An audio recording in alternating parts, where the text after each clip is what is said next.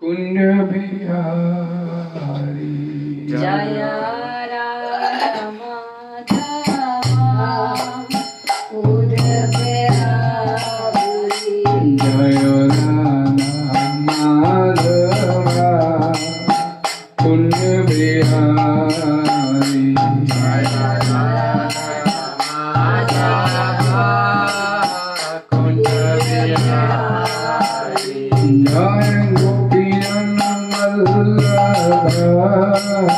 गिरिवरधारी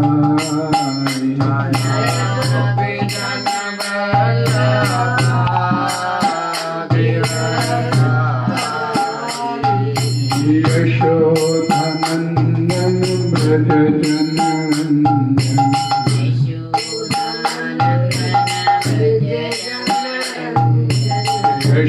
यशोधनंदन ब्रज जनरंजन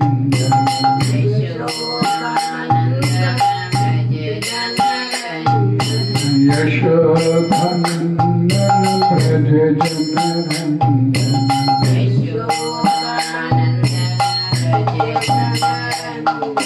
यमुना तीरा बनचारी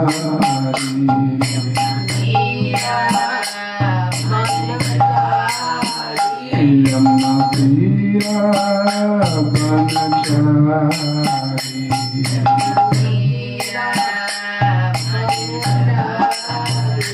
जय राधा माधवा कुंज बिहारी जय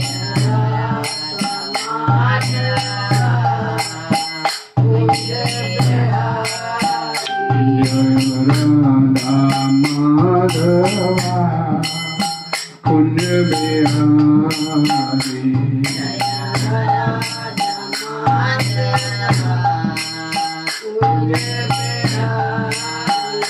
Hare Krishna, Hare Krishna, Krishna Krishna, Hare Hare, Hare Rama, Hare Rama, Rama Rama, Hare Hare.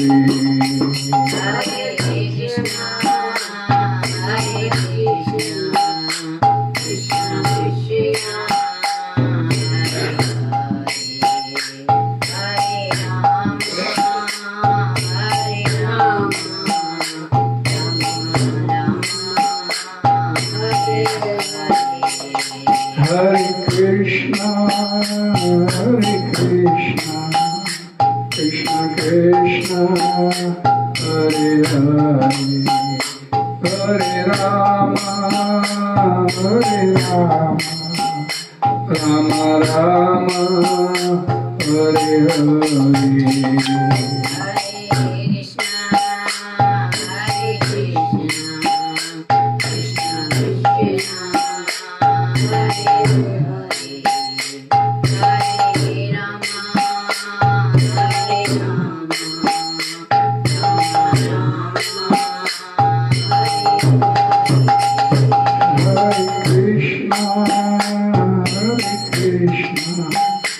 Krishna Krishna, Hare Hare, Hare Rama, Hare Rama, Rama Rama, Hare Hare.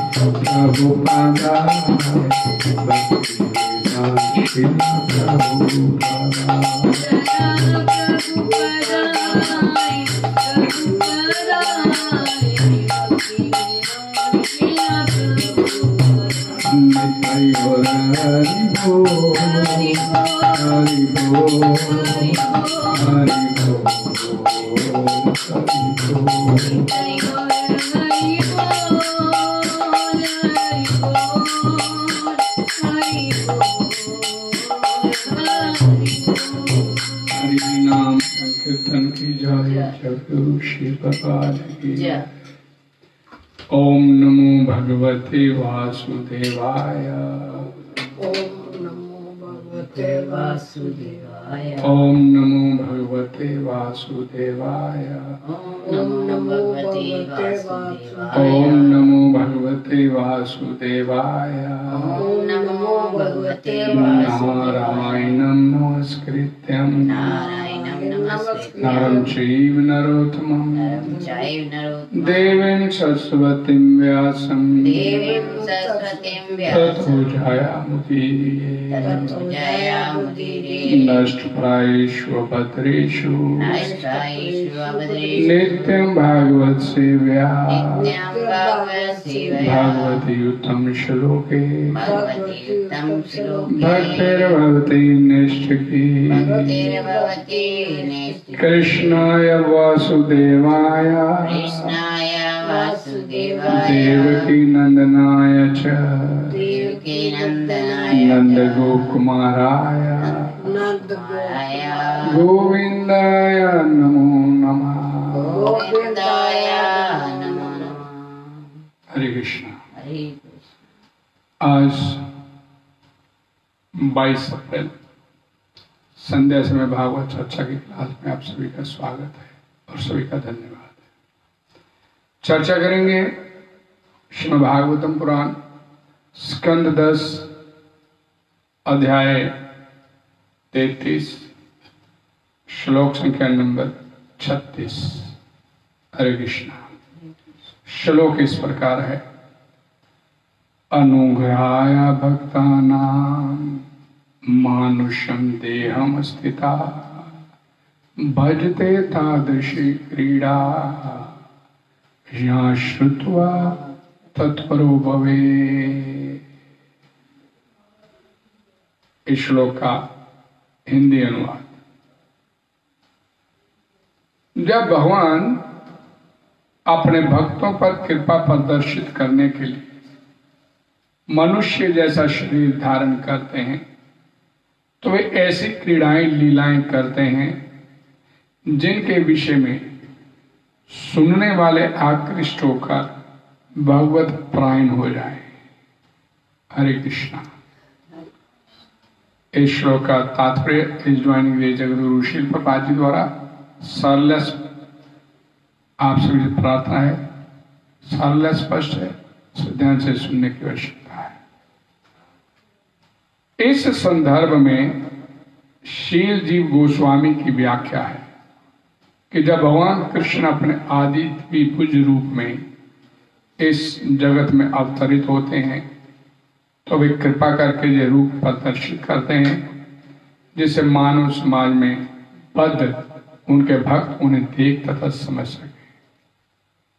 इसलिए यहां पर कहा गया है मानुषम देहम स्थिता, वे मनुष्य जैसा शरीर धारण करते हैं।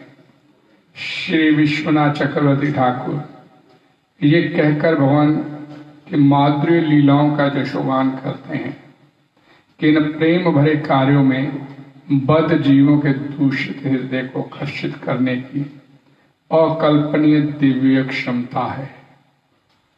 इस बात से इनकार नहीं किया जा सकता कि कोई भी शुद्ध या सरल हृदय वाला व्यक्ति भगवान कृष्ण की प्रेम पूर्ण लीलाओं को सुनकर भगवान के चरण कमलों के प्रति आकृष्ट होगा और क्रमशः उनका भक्त बनता चला जाएगा।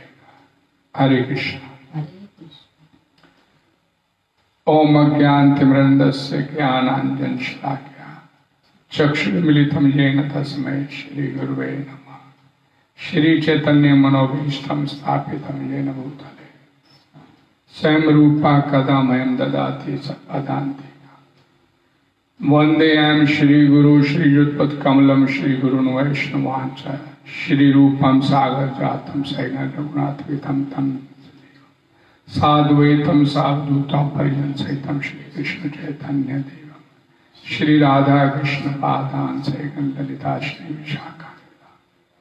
हे कृष्ण करुणा सिंधु दीन बंधु जगतपते गोपेश गोपिका कांत राधा कांत नमस्ते। तप्त कंचन गौरंगी राधे वृंदावनेश्वरी वृषभानु सुते देवी पन्मामि हरि। वांछा कल्पतरुभ्यश्च कृपा सिंधु भयेष पतितनाम पावनेभ्यो वैष्णवेभ्यो नमो नमः। जय श्री कृष्ण चैतन्य प्रभु नित्यानंद श्री अद्वैत गदाधर श्रीवासादि गौर भक्त। हरे कृष्णा कृष्णा कृष्णा हरे हरे राम राम राम। ग्रंथराज श्रीमद् भागवतम की जय। जगद्गुरु श्री प्रभात की जय। अभी मैंने ये श्लोक पढ़ा, अनुग्रहाय भक्ता नाम मानुषम देहम स्थिता भजते तादृशी क्रीड़ा या श्रुत्वा तत्परो भवेत्। जब भगवान इस धरा पर अवतरित होते हैं मनुष्य देह लेकर तो बद्ध जीवों पर विशेष अनुग्रह विशेष कृपा करते हैं, इसलिए उन्हें करुणा सिंधु बोला जाता है। मनुष्य देह में वो इस प्रकार की लीलाएं या क्रीड़ाएं करते हैं। भजते तादृशी क्रीड़ा, उनका भजन करके या श्रुत्वा या उनको सुनकर तत्परो भवेत्, इस भव सागर से पार हुआ जा सकता है।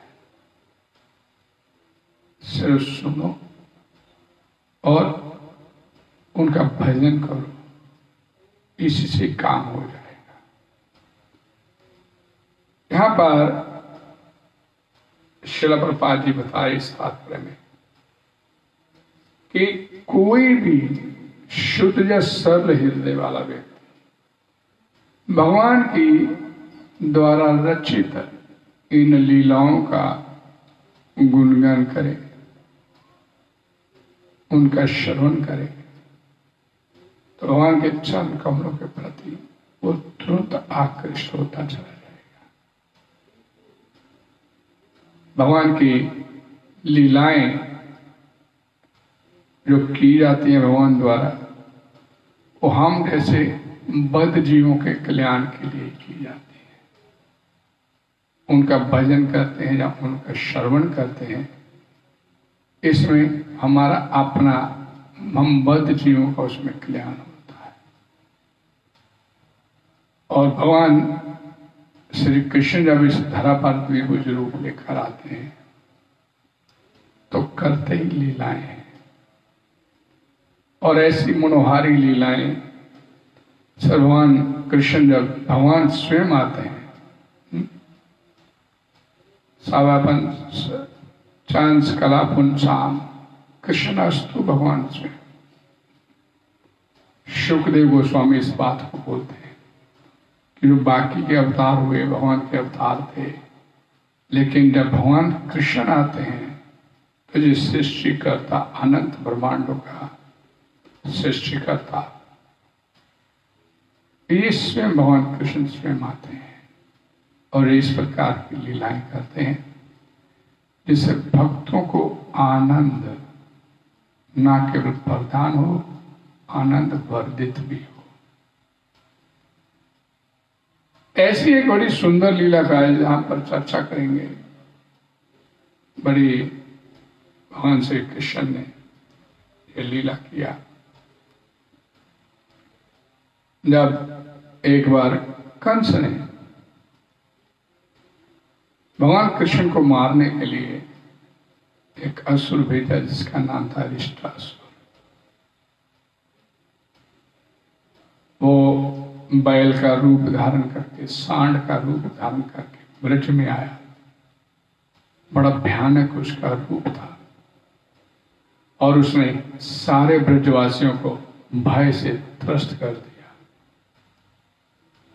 और तब भगवान श्री कृष्ण ने बड़ी आसानी से उस अरिष्टासुर का वध किया और ब्रजवासियों को राहत दिलाई। और उसी रात भगवान श्री कृष्ण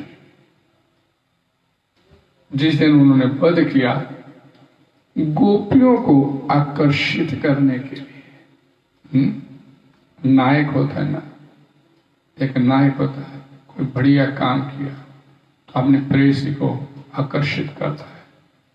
तो भगवान श्री कृष्ण गोपियों को आकर्षित करने के लिए, उनके साथ रास नृत्य का आनंद लेने के लिए उन्होंने अपनी मोहनी वंशी का बजाना शुरू किया। और जब राधा रानी और ललता और अन्य सभी गोपियां उस वंशी ध्वनि को सुनकर भगवान श्री कृष्ण की तरफ चली आ रही थी, तब वे आपस में इस प्रकार चर्चा करने लगी। भाई, आज तो ब्रजेंद्र राजकुमार ने एक सांड का वध किया है, बैल का हंता है, और बैल का सांड का वध करके उसने पाप कर्म किया है। ये राधा रानी और उनकी सखी आपस में बतियाती हुई चली आ रही, और शास्त्रों में बोला गया है, आपस में चर्चा करते बोल रही है कि यदि कोई राजा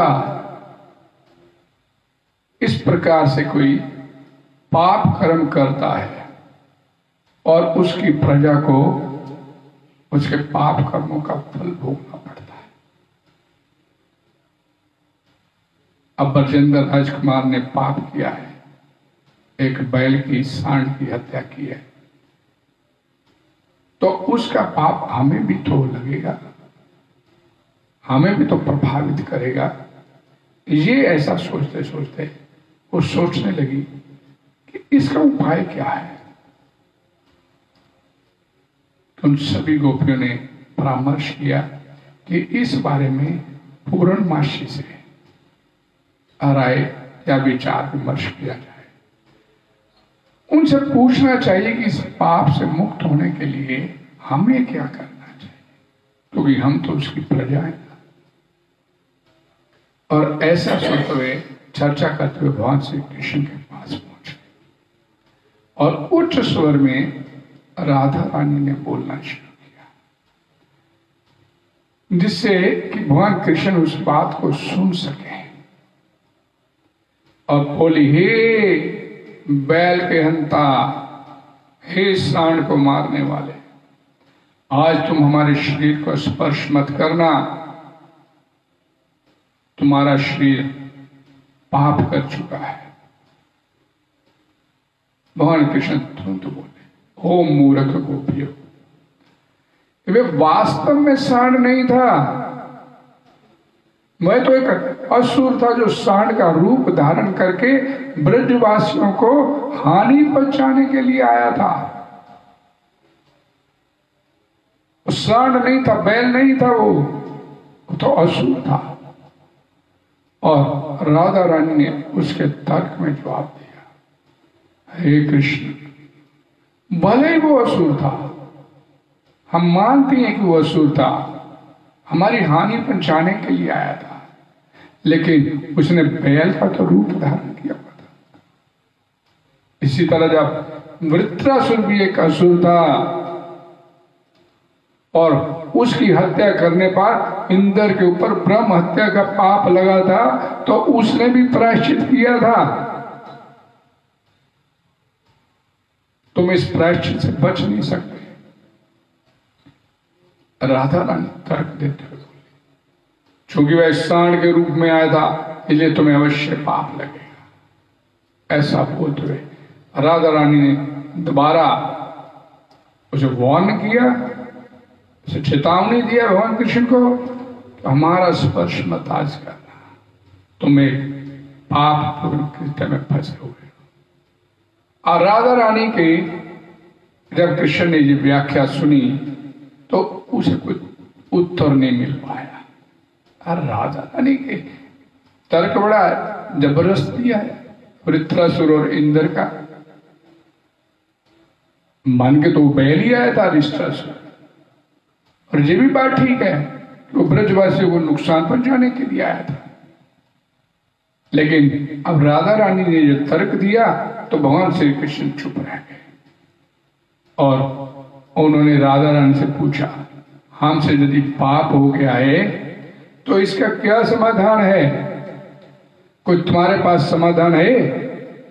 पाप मुक्ति के लिए मुझे आपके विचार में क्या करना चाहिए? मैं ऐसा क्या कर्म करूं जिससे मैं इस पाप से मुक्त हो जाऊं? बड़ी सुंदर मनोहारी लीला है भगवान राधा और कृष्ण की। इस लीला का गुणगान करना और इस यहाँ पर जो लीला रची गई उस लीला स्थली का स्मरण करना अपने आप में इस भावबंधन से छूटने का कारण बनता है। राधा रानी और उनकी सखी ने कहा, हमने पूर्णमासी और गर्ग मुनि की पुत्री गार्गी से सुना था कि इस प्रकार के पाप के लिए इस संसार में जितने भी तीर्थ स्थान हैं उन तीर्थों में जाके स्नान करना चाहिए। केवल ऐसा करने पर ही बैल हत्या का पाप से मुक्ति पा सकते हो, और कोई चारा नहीं है। ये उन्होंने शास्त्रों के तथ्यों के आधार पर हमारे को जो बात बताई है। भगवान श्री कृष्ण बोले ये विधि उन्होंने बताई है, तो तुरंत भगवान श्री कृष्ण विनम्रता त्याग कर बोले, हाँ तुम सोच रहे हो कि सभी तीर्थों में स्नान करने के लिए मुझे तीनों लोकों में सभी जगह पर जाना पड़ेगा? नहीं, तुम्हारी आंखों के सामने संपूर्ण ब्रह्मांड के जितने भी तीर्थों को मैं जहां पर आह्वान करूंगा सभी यहां पर आएंगे। और इसके बाद तुरंत भगवान श्री कृष्ण ने क्रोधित मुद्रा में भगवान श्री कृष्ण ने अपनी बाईं पैर की एड़ी से पृथ्वी पर जबरदस्त आघात किए और उस पदाघात से एक बहुत बड़ा उस स्थान पर छिद्र बन गया और तत्काल पाताल लोक से वहां पर भगवती गंगा मां प्रकट हो गई। हरे कृष्णा। तब भगवान श्री कृष्ण उस जल में सभी तीर्थों को आमंत्रित किए, जितने भी तीर्थ थे एक एक करके उन सभी को आमंत्रित किया और उनके आदेश से वहां पर सभी तीर्थ प्रकट हुए और उस कुंड के जल में भगवान श्री कृष्ण के कहने पर उस कुंड में जो पैर के आघात से एक छोटा सा कुंड बन गया था, उसमें उस सभी तीर्थों के जल प्रवेश कर गए। उस कुंड में जल में स्नान करने के बाद भगवान श्री कृष्ण बोले, मैंने तो इस कुंड में सभी तीर्थों के पवित्र जलों के स्नान की व्यवस्था कर दी, जो नित्य इसी रूप में विद्यमान रहेगा, ये श्याम कुंड के नाम से विख्यात होगा। फिर राधा रानी और उनकी सखियों से बोले, अब मैं तो इस कुंड के जल से स्नान करके पाप से मुक्त हो गया, लेकिन तुम लोगों का क्या होगा? तुमने तो जीवन में कोई पुण्य कर्म तो किया ही नहीं, और फिर तुम लोग कैसे सभी तीर्थों में स्नान करेंगे? कैसे स्नान करोगे? सभी गोपियों ने बोला, ओ कृष्णा, तुम्हारे जैसा धोखेबाज और कोई नहीं हो सकता, तुम्हारी श्रद्धा को और कौन समझ सकता है? इस कुंड का जल साधारण जल है, तुम इतने गर्व से कैसे कह सकते हो कि इस कुंड में सभी तीर्थों का जल है? तुम्हारी बात पर हमारे को कतई विश्वास नहीं है। भगवान श्री कृष्ण और क्रोधित मुद्रा में आ गए और तुरंत भगवान श्री कृष्ण ने वहां पर जितने भी संपूर्ण विश्व के तीर्थ थे दोबारा उनका आह्वान किया और तत्काल सभी तीर्थ अपने अपने स्वरूप में आकर, अपने अपने वास्तविक स्वरूप में आकर राधा रानी के सामने प्रकट होते चले गए और एक एक करके उन सभी तीर्थों ने राधा रानी से अपना परिचय देना शुरू किया। मैं गंगा हूं, मैं जमुना हूं, मैं लवण समुद्र हूं, मैं क्षीर सागर हूं, मैं ये हूं, मैं हूं। जितने भी तीर्थ स्थान थे, वहां के तीर्थ जल थे, सभी ने आके अपने वास्तविक रूप में श्रीमती राधा रानी के सामने आके अपना अपना परिचय देना शुरू किया और इस समय बताया राधा रानी से कि हम नहीं, इस कुंड में हमारा ये जल है जो इस श्याम कुंड में ये भगवान श्री कृष्ण ने भी अपने पैरों के आघात से इस कुंड का निर्माण किया, तो में हमारा ही जल भरा हुआ है। भगवान कृष्ण ने कहा गोपियों से, अब तुम्हारे लिए संशय के लिए कुछ बचा नहीं है, जितने संशय थे तुम लोगों के पास अब और कोई शेष नहीं रह गया। मैंने सभी तीर्थों के पवित्र जल में स्नान किया और परिणाम था मैं तो उस पाप के मुक्त हो गया, लेकिन तुम्हारे विषय में क्या होगा? भगवान श्री कृष्ण बोले, हे गोपियों, और विशेष करके राधा रानी को संबोधित करते हुए बोले, तुम लोगों का क्या होगा? तुम लोग भी तो ब्रज के नागरिक होकर एक असुर के पक्षपाती बनने का पाप कर चुकी हो, अरिष्ट असुर का पक्षपात कर रही हो, इसका तो भी पाप लगेगा तुम्हारे। तुम लोगों का क्या होगा? तुम लोगों ने भी कैसे भी पाप किया है। पाप तो मनसा वाचा कर्मणा से हो जाता है और तुम लोगों ने किया। अब तुम लोग भी इसी कुंड के जल में स्नान कर लो। भगवान श्री कृष्ण बोले, तुम लोग भी इसी कुंड में स्नान कर लो, सभी तीर्थों का जल अब तुम्हारे को सामने स्पष्ट हो गया है और पाप से मुक्त हो जाओ, नहीं तो तुम दूषित रहोगी और तुम अब मेरी देह को नहीं स्पर्श कर पाओगे।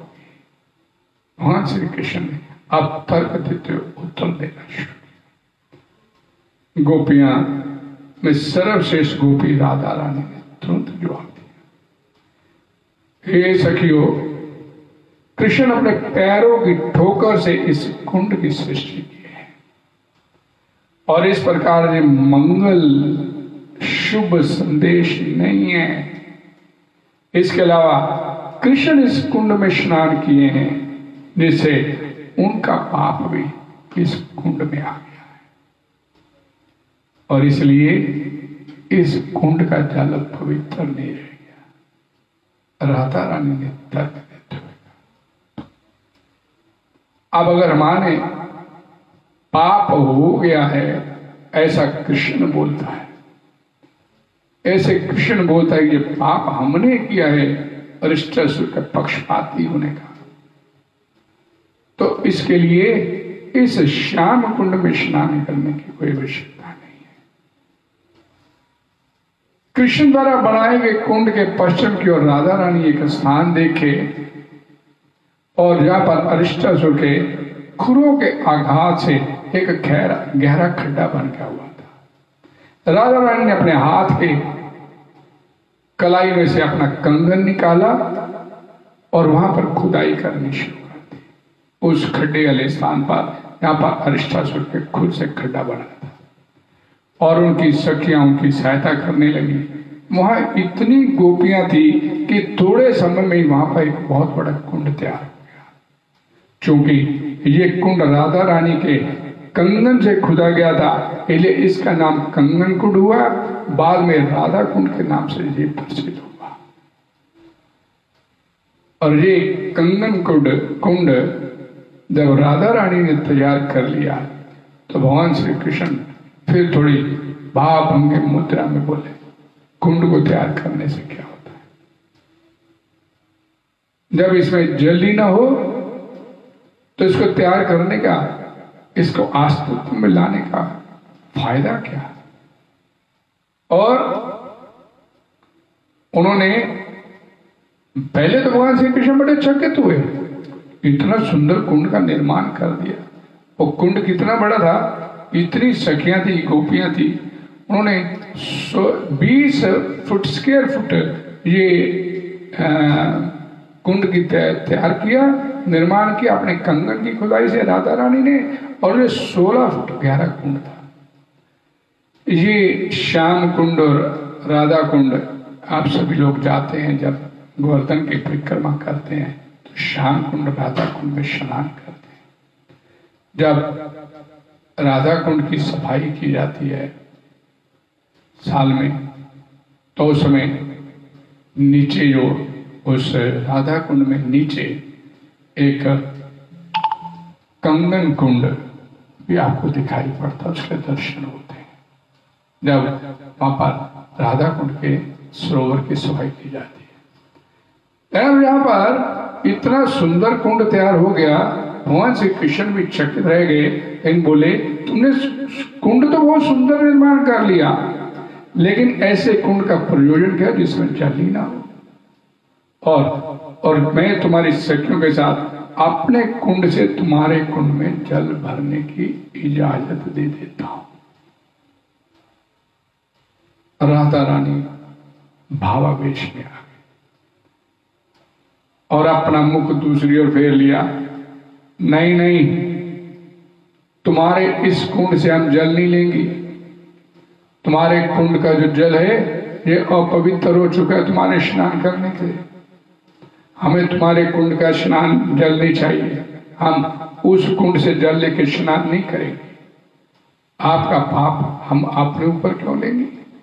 राधा रानी ने कहा, और हम तो तुरंत अपने लाखों सखियों की सहायता से मानसी गंगा का जल मैं इस कुंड में लेकर आऊंगी। और ये कहते हुए राधा रानी अपनी सखियों को मुखातिब होते हुए बोलना शुरू किया। अब भगवान श्री कृष्ण को बड़ा महसूस हुआ कि ये तो बहुत परिश्रम वाला काम हो जाएगा, मानसी गंगा का जल लाने के लिए लाखों सखियां वहां पर मौजूद थी, इतना परिश्रम करना पड़ेगा राधा रानी को। इसलिए भगवान श्री कृष्ण सोचने पड़ गए, लेकिन उन्होंने तुरंत क्या किया, वहां पर मौजूद जितने भी तीर्थ वहां पर आमंत्रित भगवान श्री कृष्ण द्वारा किए गए थे,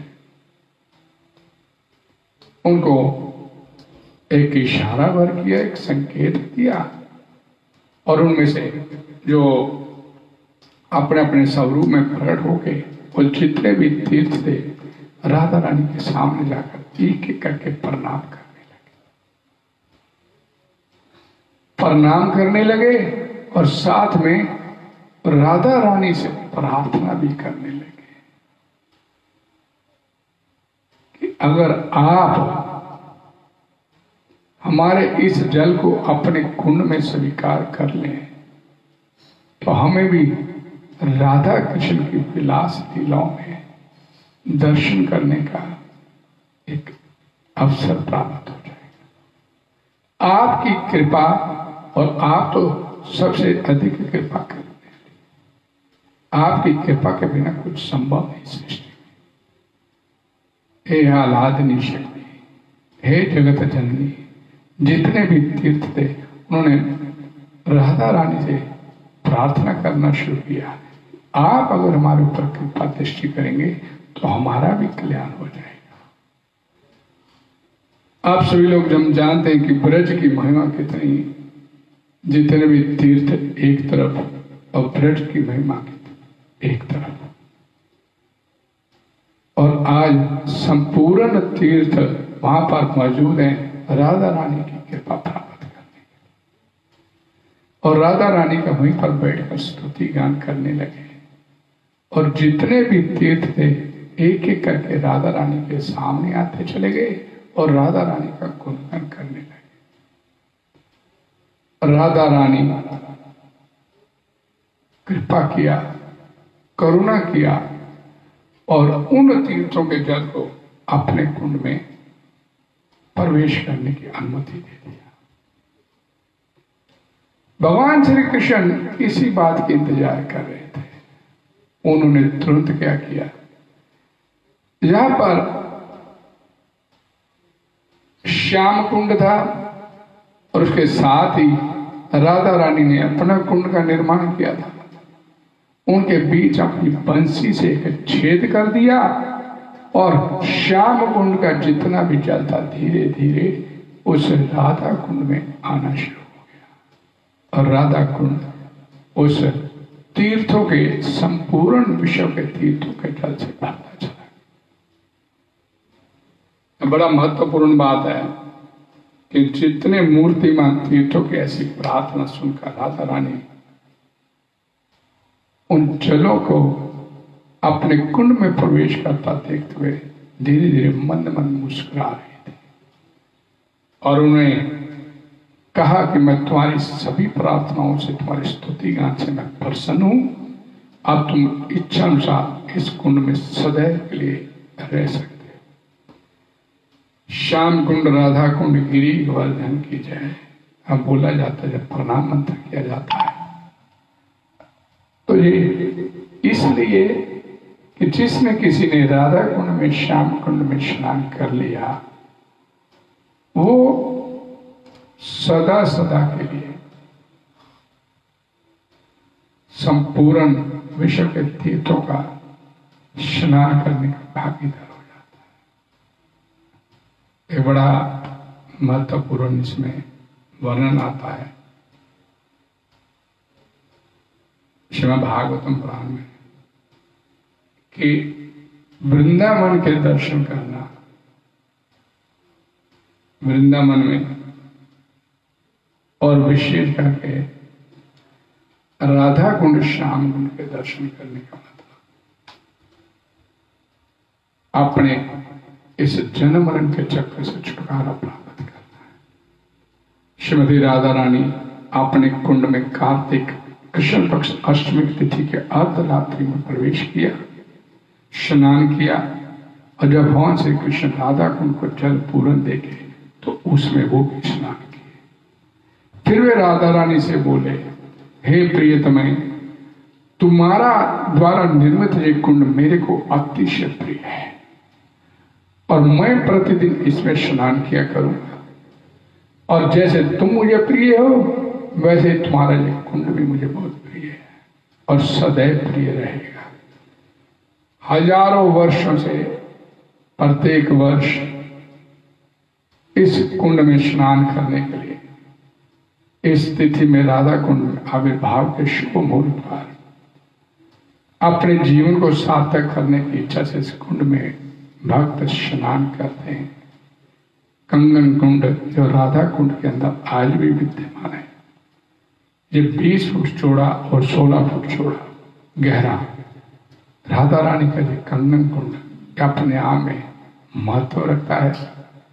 और इसमें स्नान करने से भगवान श्री कृष्ण बोले, जो भी भक्त इसमें स्नान करेगा वो इस जन्म मृत्यु के चक्कर से मुक्त होता चला जाएगा और उसे कृष्ण प्रेम राधा प्रेम की प्राप्ति होती चली जाएगी। राधा कृष्ण द्वारा की ये लीला, इस लीला स्थली का स्वागत, ये लीला और लीला स्थली का स्वागत, वहां पर जाकर इस कथा को सुनकर इस कथा का गुणगान करके जीवात्मा अपने संसार के त्रेतापों से छुटकारा प्राप्त कर सकता है। और करना क्या है? भगवान की इन मनोहारी लीलाओं का गुणगान। अनुग्रहाय भक्ता नाम मानुषम देहम स्थिता भजते तादृशी क्रीड़ा या शुद्धा तत्पर भवे। लेकिन इस संसार में आने के बाद हमारा अपना कल्याण किसमें है, हमारा वास्तविक हित किसमें है, इस बात से हम लोग अनभिज्ञ इसलिए होके बैठे हैं कि हम माया के जंगल में फंसे हुए हैं, अज्ञानता के अंधकार में और भगवान से दूर। और ये श्रील प्रभुपाद जी बोलते हैं कि भगवान की लीलाओं का गुणगान नहीं कर, नाम रूप लीला का गुणगान नहीं करने के पीछे, भगवान की तरफ चलने के ना चलने के पीछे एकमात्र कारण क्या है? इग्नोरेंस, अज्ञानता। हम लोग इस संसार में अज्ञानता में बैठे हैं और ये अज्ञानता का जो दायरा है लगातार बढ़ता चला जा रहा है। श्रील प्रभुपाद जी बोलते हैं कि इस अज्ञानता का सबसे प्रमुख कारण हमारी शिक्षा पद्धति, जो कि शिक्षा पद्धति का जो केंद्र है मनी ओरिएंटेड शिक्षा पद्धति।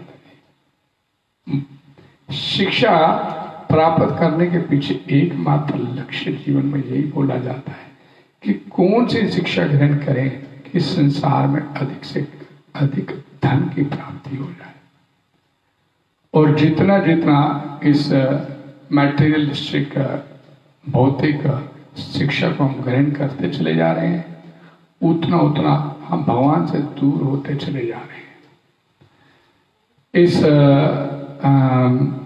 श्रील प्रभुपाद जी इसमें भागवतम पुराण में बताया गया कि भगवान श्री कृष्ण जब सांदीपनी मुनि के पास गुरुकुल में शिक्षा ग्रहण करने के लिए गए तो भगवान श्री कृष्ण ने भी सब प्रकार की शिक्षा ग्रहण किया।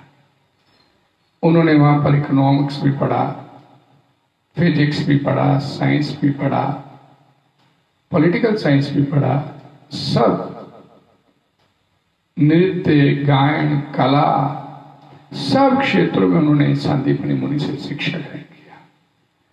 लेकिन सांदीपनी मुनि द्वारा दी जाने वाली शिक्षा के पीछे जो महत्वपूर्ण जो बल दिया जाता था शिक्षा में, वो आध्यात्मिक शिक्षा को लेकर होता था कि आध्यात्मिक शिक्षा अति आवश्यक है। जीव आत्मा को पता चले कि संसार में आने के बाद मेरे को करना क्या है, मैं क्या करने के लिए आया था और क्या कर रहा हूं, और एक दिन जब इस संसार को छोड़ के जाना है तो अपने किए गए कर्मों के आधार पर मेरे को अगला एक और शरीर प्राप्त भी करना है। इस ज्ञान के अभाव में हर जीवात्मा माया द्वारा मोहित होकर बैठा है और इस संसार से निकलने का जो एकमात्र रास्ता जहां पर बड़ा आसान सा बताया गया, भजते तादृशी क्रीड़ा या श्रुत्वा तत्परो भवे, कि भगवान द्वारा की गई लीलाओं का, क्रीड़ाओं का गुणगान करके इस तत्परो भवे, इस भव सागर को पार किया जा सकता है, उससे अनजान होकर बैठे। अक्सर लोग बोलते हैं ये हरे कृष्णा करने से क्या मिलने वाला है, क्या मिलेगा, क्या बैठे बैठे के बाद हमारे को मुंह में खाना खिला देंगे, कर्म तो करना ही पड़ेगा। लेकिन श्रीमद् भागवतम पुराण में भगवान इसका जवाब देते हैं, न अयम देहो देहो भयाम निर्लोके अर्हते विमोहयाम। ये जीवन जो मिला है देह धारण करने वाले जीवों, आपको ये कड़ा परिश्रम करके अपनी इंद्रियों को तुष्ट करने के लिए नहीं मिला है। ये किस लिए मिला है? तपो दिव्यम पुत्र का जैन सत्वम शुद्धि तस्मात् ब्रह्म सौख्यम तनानंतम। ये जो मनुष्य जीवन आपको मिला है, ये महज तपस्या करने के लिए, तपस्या करके उस ब्रह्म सौख्यम, उस सुख की प्राप्ति के लिए जो एक शाश्वत सुख, जो कभी खत्म नहीं होने वाला। इंद्रिय सुख तो इंद्रियों के साथ ही समाप्त हो जाएगा, लेकिन ब्रह्म सौख्यम था उस अनंत सुख की प्राप्ति के लिए आपको मिला, उस शाश्वत सुख की प्राप्ति के मिला है, उसके लिए प्रयास करो, इंद्रिय तृप्ति के लिए नहीं। सुखम इंद्रिय कम दैत्या देह योगेन देहिना सर्वत्र लभते दैवात यथा दुखम यथा। भागवतम बोलती है कि जिस प्रकार आपके जीवन में दुख अपने आप आते हैं, उसी तरह आपके जीवन में सुख भी अपने आप ही आएगा। दुखों को खत्म करने के लिए और सुखों को प्राप्त करने के लिए प्रयास नहीं करो तो क्या करें? उस परम सत्य को प्राप्त करने का प्रयास करो, उस परम आनंद को प्राप्त करने का प्रयास करो जिसके तुम वास्तव में अधिकारी हो। तुम ये छोटे छोटे सुखों के अधिकारी नहीं हो। अभी सुख आया, खत्म हो गया, वो सुख जो आपके जीवन में कभी खत्म नहीं हो। भगवान सच्चिदानंद है, आप भी उसी के अंश, लेकिन इस माया के चक्कर में पड़ गए, अपने वास्तविक स्वरूप से अनभिज्ञ होकर बैठे। अपने आप को पहचानो और सेल्फ रियलाइजेशन, इसके लिए प्रयास करो ताकि तुम वापस अपने घर बैक टू गॉड जा सको। हरे कृष्णा हरे कृष्णा कृष्णा कृष्णा हरे हरे हरे राम राम राम हरे हरे। जगदगुरु श्री प्रभात की कल फिर इसी जगह 5 बजे से लेकर 6 बजे तक भागवत चर्चा करें। आपका धन्यवाद। हरे कृष्ण।